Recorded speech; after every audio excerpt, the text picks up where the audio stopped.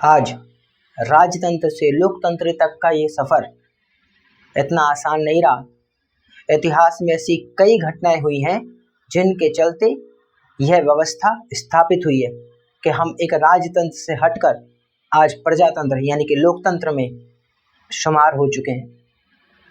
ऐसे देश जहां पर ये घटना घटी वहां पे शुरुआत होती है फ्रांसीसी क्रांति 1789 की। आइए आज हम उसी अध्याय की शुरुआत करने वाले हैं और मेरे साथ इस सफ़र को शुरू कीजिएगा। और ये बहुत ही इंटरेस्टिंग, बहुत ही उम्दा चैप्टर होने वाला है जिसकी शुरुआत करने वाले हम क्लास 9th हिस्ट्री चैप्टर 1 फ्रांसीसी क्रांति।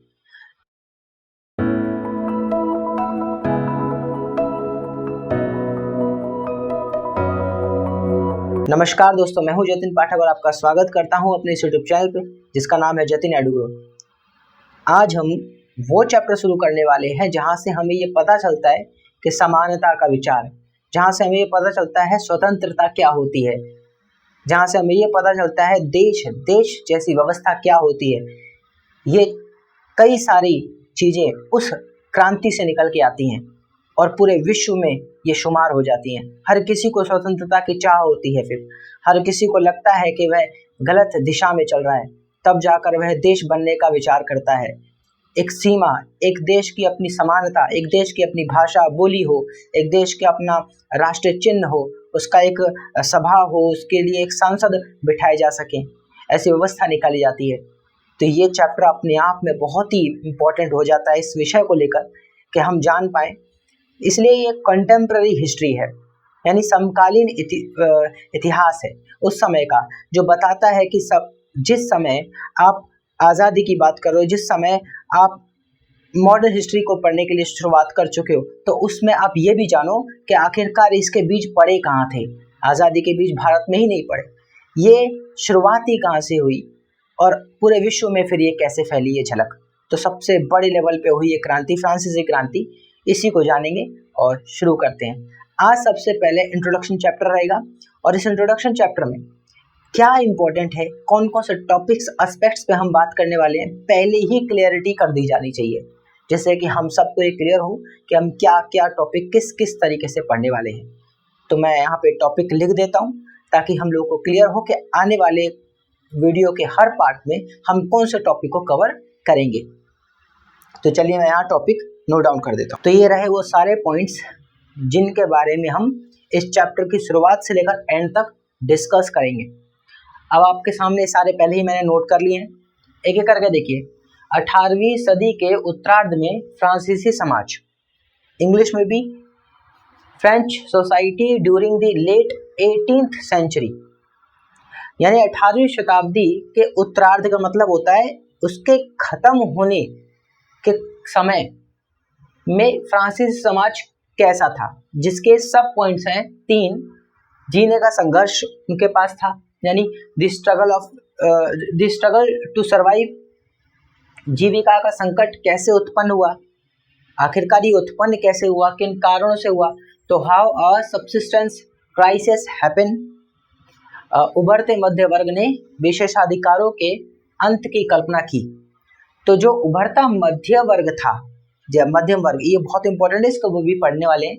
तो उन्होंने विशेष अधिकार, उस समय कुछ स्पेशल राइट्स मिलते थे अमीर लोगों को या ब्राह्मण जो वर्ग में जन्म है उनको, ठीक है, तो विशेष अधिकार मिलते थे, उनकी कल्पना की। A growing middle class envisages an end to privileges, तो जो प्रिविलेजेस मिलते थे, विशेष अधिकार मिलते थे, उनकी क्रांति। फिर दूसरा टॉपिक आता है यहाँ से तो हमें 18वीं शताब्दी के उत्तरार्ध में फ्रांसीसी समाज के बारे में पता चल जाता है, ठीक है। फिर हम बात करें क्रांति की शुरुआत, आखिर वो शुरुआत कैसे हुई। तो the outbreak of the revolution, इस तरीके से हमारे पास तीसरा, चौथा, पांचवा, छठा, 6 टॉपिक्स है लगातार, आप एक बार देख सकते हैं सारे। ये सारे टॉपिक हम कवर करने वाले हैं point two point, exact NCERT के अकॉर्डिंग, एनसीईआरटी के इंग्लिश और हिंदी दोनों पैराग्राफ, क्योंकि इस बार मैंने कोशिश करी है कि मैं हर बार ये एक कोशिश करता हूँ कि इंग्लिश हिंदी दोनों को एक साथ ही लेकर क्यों ना चला जाए। इंग्लिश के वो बच्चे जिनको ये डाउट रहता है कि इंग्लिश में पैराग्राफ पढ़ लिया बट समझ में नहीं आया, हिंदी के वो बच्चे जिन्हें ये रहता है कि चलो अच्छी बात है अपन हिंदी मीडियम से हैं, हिंदी तो पढ़ ही रहे हैं, लेकिन साथ साथ कभी कभी ऐसा होता है इंग्लिश में भी चीज़ें थोड़ी बहुत पता रहे तो बहुत आसानी हो जाती है। अब इन फ्यूचर बहुत ही हेल्प मिलती है इस चीज़ को लेकर कि कभी कोई इंग्लिश का वर्ड भी आ गया इस चैप्टर से रिलेटेड तो हम कम से कम उसका एक उत्तर तो कर सकें कि ठीक है ये चीज़ ऐसे थी, है ना। अगर यहाँ पे लिखा हुआ है क्राइसिस, संकट, तो इससे क्या है एक वोकैबुलरी भी डेवलप होती है हिंदी मीडियम के बच्चे की कि ठीक है चलो इस माध्यम से थोड़ी थोड़ी वोकैबुलरी भी इन्हेंस हो रही है। तो संकट है तो क्राइसिस यहाँ पता चल गया, जीविका का संकट, ठीक है। फिर विशेष अधिकार हैं तो अगर इससे रिलेटेड वर्ड इंग्लिश का पता चला तो क्या गुना हो गया। तो मैं ऐसे बच्चों को टिपिकली टारगेट करता हूँ जो ये मानकर चलते हैं कि उन्हें ग्रोथ करनी है और एक एस्पेक्ट में नहीं करनी, क्योंकि आज के टाइम में किसी एक ही फील्ड पे या किसी एक ही तर्ज पे काम किया जाए तो मुझे लगता है ग्रोथ के चांसेस थोड़े स्लो होते हैं। लेकिन यदि वाइडर रेंज पे एस्पेक्ट्स को कवर किया जाए और आज के टाइम पे ये पॉसिबल है, जिस हिसाब से साधन सोर्सेज अवेलेबल हैं उस हिसाब से ये पॉसिबल है, ये पॉसिबिलिटी बढ़ जाती है कि आप कई ब्रॉडर एस्पेक्ट्स पे काम कर सकते हो, थोड़े से विस्तारित रूप से कार्य कर सकते हो, जिससे कि आपके सक्सेस होने की पॉसिबिलिटी थोड़ी सी इन्हेंस हो जाती है। That's it. तो इसलिए हिंदी माध्यम के वो बच्चे जो हिंदी तो पढ़ेंगे ही पढ़ेंगे, उनको पैराग्राफ पूरा पढ़कर समझेंगे भी समझेंगे, क्योंकि मैं एनसीईआरटी को ही रेफर करता हूँ, इसलिए मैं यहाँ पर एक टैब लेकर रहता हूँ जिसमें कि प्रॉपर पैराग्राफ मेरे सामने, मतलब प्रॉपर बुक के पेजेस खुले रहते हैं, जिसमें मैं कट टू कट पैराग्राफ को आपके सामने पढ़ता हूँ, रीड करता हूँ, देन आपको एक्सप्लेन करता हूँ। और एक सर्टेन टाइम के बाद मैं आपको इसकी भी मुझे ज़रूरत नहीं होगी, मैं definitely point two point cut out simple, बिना इधर उधर की बात किए सीधे पॉइंट टू पॉइंट आपके सामने चीज़ों का एक्सप्लेन करने की कोशिश करूँगा। भरसक प्रयास मेरा यही रहेगा कि सही से सही बात आपके सामने चली जाए, मेरा खुद का कुछ भी ऐड ऑन ना हो, मुझे जो भी खुद से कहना है मैं एंड में या शुरुआत में कहने का प्रयास करूँगा, बस उसके बीच में सब कुछ एनसीईआरटी को ही फॉलो किया जाएगा, जैसा जैसा एनसीईआरटी कहती जाएगी वैसा वैसा आपके सामने पेश किया जाएगा। ऐसा करने में मुझे डेफिनेटली टाइम लगेगा। इतिहास का ये देखिए चैप्टर पॉइंट 1 से लेकर पॉइंट 6 और कितने सारे उसके सब पॉइंट्स के 3 पॉइंट्स, सेकंड के 1, थर्ड के 2, 4, 5, 6 के नहीं है, तो ऐसे में समय तो काफ़ी जाएगा, क्योंकि वीडियो की लेंथ का भी मुझे ख्याल रखना है, ज़्यादा भी लेंथ ना हो ताकि दिक्कत ना हो, ठीक है। और अभी एकदम से ज़्यादा लंबी लेंथ की वीडियो पॉसिबल नहीं है मेरे खुद के लिए भी, बहुत से कारण हैं। तो मैं यही रखूँगा कि वीडियो की लेंथ कोशिश ही कर सकता हूँ मैं, ज़्यादा बड़ी ना हो, बाकी चली जाएगी तो फिर उसमें कुछ नहीं किया जा सकता, कोशिश ही की जाएगी, ठीक है। और जो महत्वपूर्ण आपसे बात करनी है, आपको समझाना है, वो तो समझाऊंगा ही समझाऊंगा, उसमें कोई कटआउट नहीं लगने वाला। तो चलिए इस चैप्टर का शुभारंभ करते हैं और बहुत ही एक अच्छे तरीके से और बहुत ही मोटिवेशनल तरीके से और बहुत ही इंटरेस्टिंग वे में इसको शुरू करने का प्रयास करते हैं। तो हमारा आज का सबसे पहला टॉपिक जो रहेगा वो 18वीं सदी के उत्तरार्ध में फ्रांसीसी समाज रहेगा। लेकिन इस टॉपिक से पहले कहते हैं ना, जब कोई फिल्म शुरू होती है तो फिल्म का रिकैप पहले ही मिल जाता है, कुछ हिडन हाईलाइटेड पॉइंट्स होते हैं, हाईलाइटेड सीन्स होते हैं जो सबसे पहले आ जाते हैं, मतलब जो बाद के होंगे, जो हो सकता है उस मूवी के बिल्कुल एंड में या एंड से थोड़ा पहले या बीच में कहीं वो मतलब वो एक्ट किया गया होगा, लेकिन वो सबसे ही पहले दिखा दिया जाता है। इससे होता क्या है, इससे होता ये है कि एक इंटरेस्ट बिल्ड होता है, एक हाइप बिल्ड होती है कि अच्छा ये क्या था, ये क्या सीन हो गया अचानक से हमारे सामने, ये क्या घटना घट गई।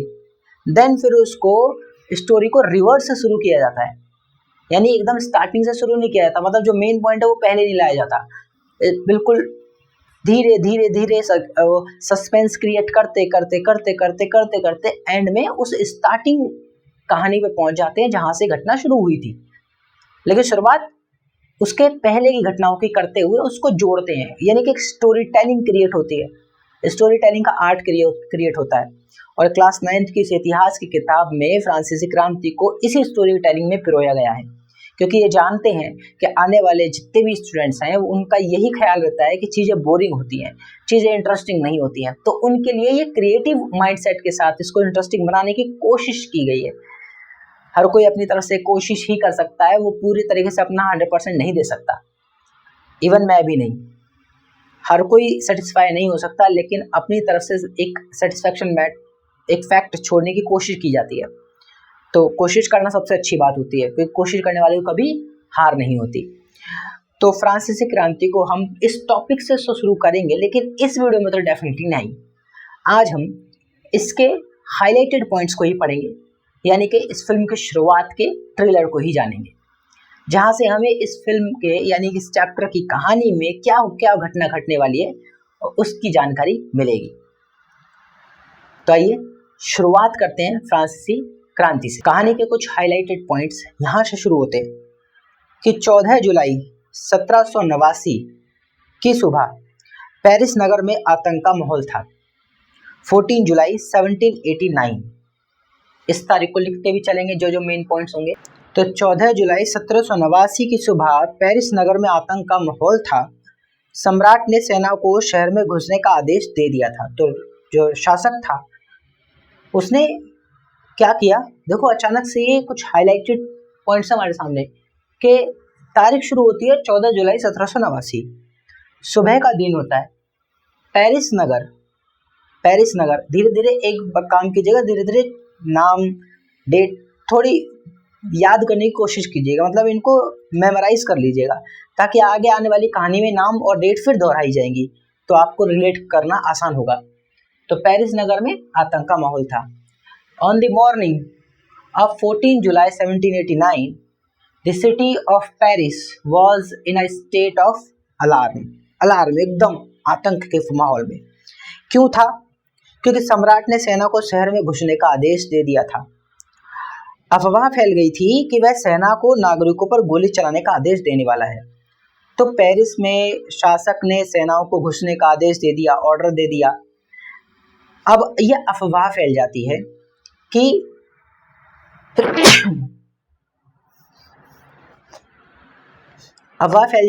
सेना को नागरिकों पर गोली चलाने का आदेश दे दिया गया है। ऐसी अफवाह फैल जाती है, नागरिक को ये पता चलता है कि शासक ने जो आर्मी भेजी है ये इसलिए भेजी है कि हम लोगों पे फायरिंग करवा सके। लगभग 7000 मर्द तथा औरतें टाउन हॉल के सामने एकत्र हुए, ये से लिख लेते हैं। तो लगभग 7000 मर्द तथा औरतें टाउन हॉल के सामने एकत्र हुए और उन्होंने एक जनसेना का गठन करने का निर्णय किया। जब पेरिस नगर में आतंक का माहौल था तो उसका आतंक का माहौल का कारण था कि शासक ने सेना को नगर में घुसने का आदेश दे दिया है और ये अफवाह फैल गई है कि इस सेना के द्वारा गोली चलाने का भी आदेश है। तो लगभग, यानी कि संख्या क्लियर नहीं है लेकिन आसपास ही है, 7000 मर्द तथा औरतें टाउन हॉल के सामने एकत्र हुए, यानी सम 7000 men and women gathered in front of the town hall। अब ये टाउन हॉल क्या है, धीरे धीरे ये याद कर लेना, इसको ये चीजें याद कर लेना। टाउन हॉल क्या है ये भी आगे पता चलेगा, आखिरकार ये किसकी चर्चा हो रही है टाउन हॉल की। जब ऐसी घटना हो गई, एक ऐसा आतंक का माहौल हो गया तो ये लोग सारे के सारे टाउन हॉल के पास ही क्यों इकट्ठे हो गए। ये है एकदम हाईलाइट पॉइंट इस चैप्टर का, बहुत ही इंपॉर्टेंट।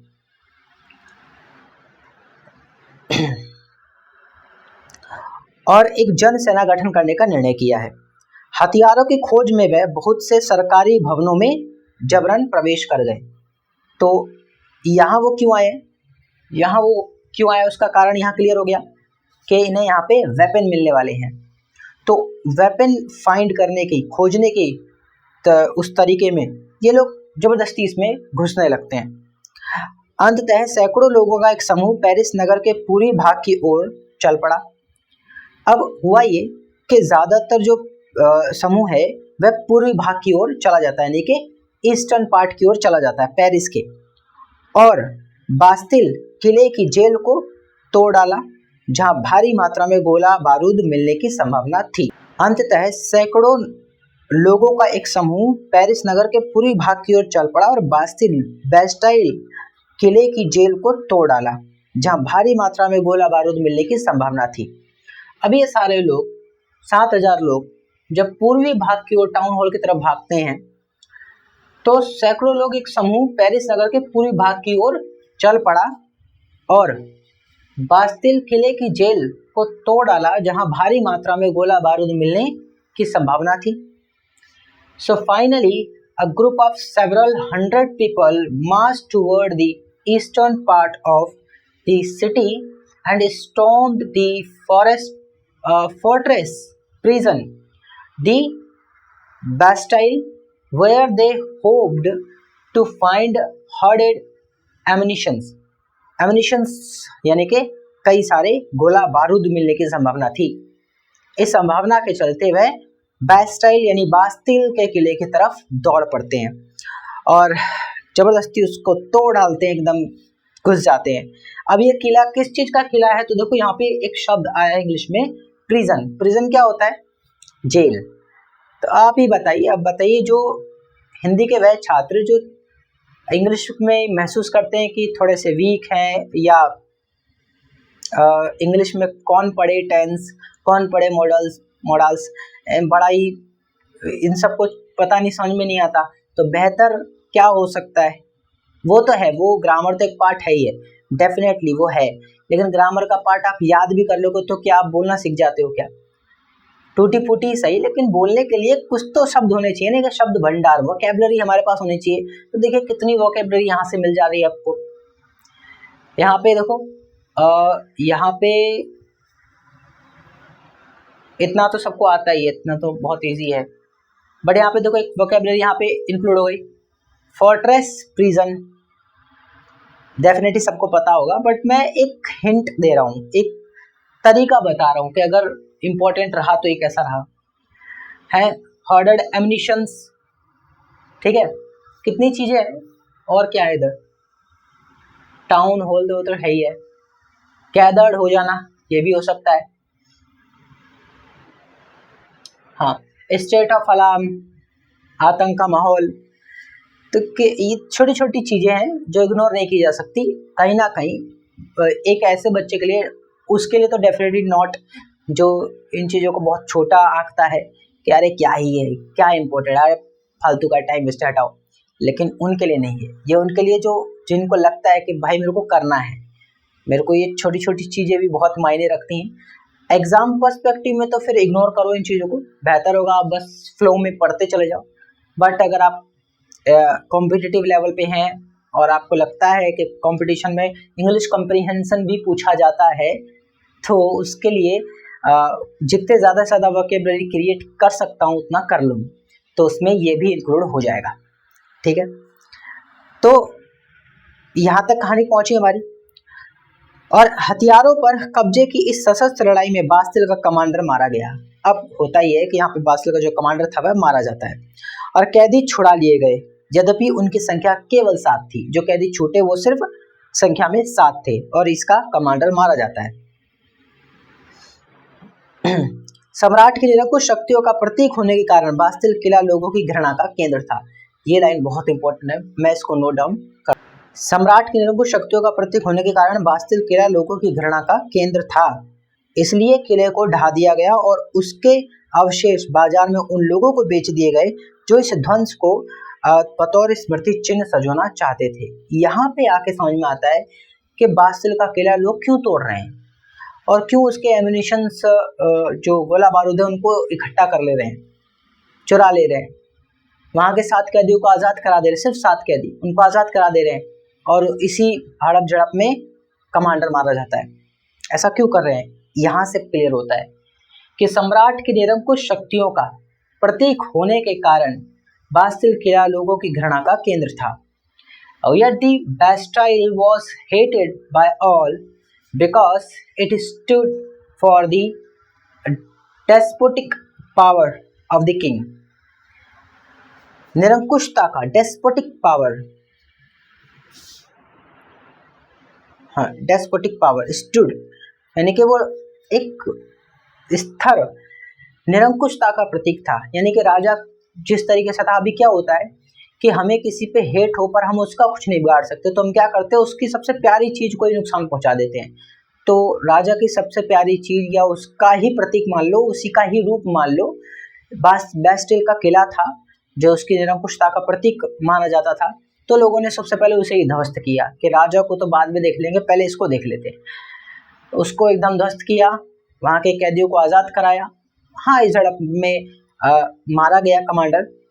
और अब इतना ही नहीं किया इन्होंने, उसका मार्केट में बेच दिया, उसके ध्वस्त अवशेषों को मार्केट में बेच दिया। कौन ही खरीदेगा, लेकिन हाँ खरीदा उन लोगों ने जो इसको अपने घरों पर सजाना चाहते थे, एक स्मृति चिन्ह के बतौर, याद के, मेमोरी के तौर पर कि देखो उस राजा का ये हश्र किया हमने और ये रहा उसका टुकड़ा हमारे घर पे सजा हुआ। तो यहाँ से कहानी एक नया रुख, एक नया मोड़ लेती है।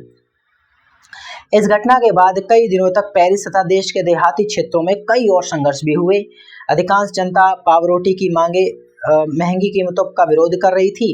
पावरोटी जो कि मुख्य आहार था, उसका विरोध कर रही थी। बाद में इस दौर का सिंहावलोकन करते हुए इतिहासकारों ने इसे एक लंबे घटनाक्रम की ऐसी शुरुआती कड़ियों के रूप में देखा जिनकी परिणति फ्रांस के सम्राट को फांसी दिए जाने से हुई। गिलोटिन यूज किया जाता था, अभी देखेंगे इसके बारे में भी। हालांकि उस समय अधिकांश लोगों को ऐसे नतीजे की उम्मीद नहीं थी कि ऐसा भी हो सकता है, जो कि इतिहास में उस वक्त नहीं हुआ। ऐसा क्यों और कैसे हुआ, यही हम आने वाले अगले, जो जैसा कि मैंने आपके सामने शुरुआत में मैंने आपको एकदम ब्लूप्रिंट क्लियर रखा है आपके सामने, कुछ भी बात छुपाने का प्रयास नहीं किया। पूरा ये कोशिश करिए कि मैं किस तरीके से पढ़ाने वाला हूँ, किस तरीके से टॉपिक को कवर करने वाला हूँ। और मैं फिर बोलता हूँ मैं पढ़ाने क्या वाला हूँ, मैं बेसिकली मैं खुद पढ़ने वाला हूँ आपके साथ। मैं खुद एक लर्नर हूँ, है ना, मैं खुद एक विद्यार्थी हूँ। तो एक विद्यार्थी को कैसे समझाने का प्रयास कर रहा है, बस यही कह सकते हैं।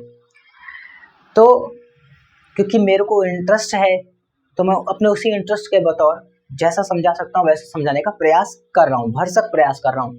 जैसे मैंने शुरुआत में आपको टॉपिक क्लियर किए कि ये 5-6 टॉपिक हम पढ़ेंगे और इसको सिलसिलेवार तरीके से पढ़ेंगे।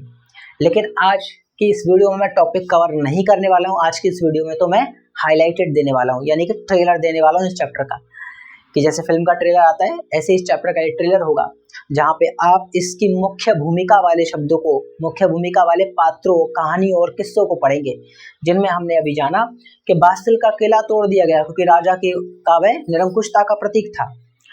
और ऐसा क्या घटना घटी कि 14 जुलाई में लोग क्यों इस तरह से हुए कि उनको ये मजबूरन तोड़ना पड़ा, क्योंकि वे राजा की निरंकुशता का प्रतीक था। और ऐसा क्या हुआ कि राजा को इन लोगों के द्वारा फांसी पे गिलोटिन पर चढ़ा दिया गया, राजा को ही क्यों, क्या कर दिया था राजा ने, कितने सारे सवाल खड़े होते हैं। और ऐसा उस वक्त क्यों हुआ, जबकि और राजा तक ऐसी पहुंच हो कैसे पाई लोगों की। तो ये अपने आप में इंटरेस्टिंग हो जाता है कि राजा लोगों के पास इतना प्रशासन होता है, इतनी आर्मी होती है, तो कैसे कोई कर सकता है। लेकिन जनता आखिर भड़क क्यों गई, ऐसा कौन सा खराब शासन उसने चला दिया था जो जनता इतनी क्रोधित हो गई कि उसके प्रतीक चिन्ह बेस्टाइल को ही उन्होंने तोड़ दिया है। 7 कैदियों को आजाद कराया, लगभग 7000 स्त्री पुरुष एकत्रित हो गए इस आतंक के माहौल में। ऐसा क्या हुआ कि उसने आर्मी को गोली चलाने का आदेश दे दिया। तो ये है यहाँ पे हाईलाइट पॉइंट, उस फिल्म का महत्वपूर्ण हिस्सा जो कहीं ना कहीं चैप्टर के बीच में मौजूद है, लेकिन इसको पहले ही लाकर रख दिया है। अब हम कल से नेक्स्ट वीडियो में जो टॉपिक शुरू करेंगे, पहला टॉपिक, फर्स्ट टॉपिक, वहाँ से हम अभी एक्चुअल में शुरुआत वहाँ से भी नहीं है, लेकिन फिर भी हम वहीं से शुरुआत करते हुए, क्योंकि चैप्टर की डिमांड ही वही है, इसी तरीके से चलेगी ये चैप्टर की कहानी, तो उसको शुरू करेंगे और धीरे धीरे हम इस पॉइंट पर भी आ जाएंगे। तो इसलिए तारीख नाम को मेमोराइज करने की कोशिश कीजिएगा, नहीं हो तो ज़बरदस्ती नहीं है, लेकिन कोशिश कीजिएगा याद रहें। और यदि वो याद रहेंगी, किससे याद रहेंगे, इवेंट्स याद रहेंगे, तो 3 चीज़ें, तारीख याद रखिए, नाम याद रखिए और इवेंट्स। अगर ये 3 चीज़ें याद रहेंगी तो कहानी में आप कनेक्ट रहेंगे, एक कनेक्टिविटी महसूस होती रहेगी। तो धन्यवाद, मिलते हैं अगली वीडियो में, तब तक के लिए goodbye and take care.